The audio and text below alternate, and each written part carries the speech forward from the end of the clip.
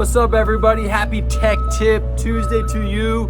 Doctor's in the house here again, taking care of you today. Today, right behind me, it's kind of can't see it because it's one of our studio booms in black there, but I'm gonna go over the start sequence.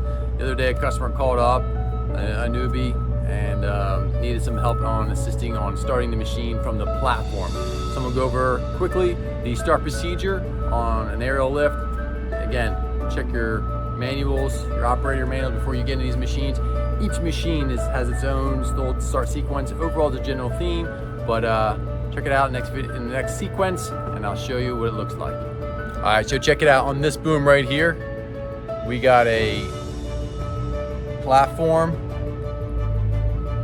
and a ground control area, and in the middle is your off switch. So you want to make sure you start on your basket area first.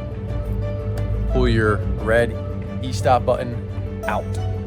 This goes in, this goes out. So your ground one out, make sure you're up in your basket controls first.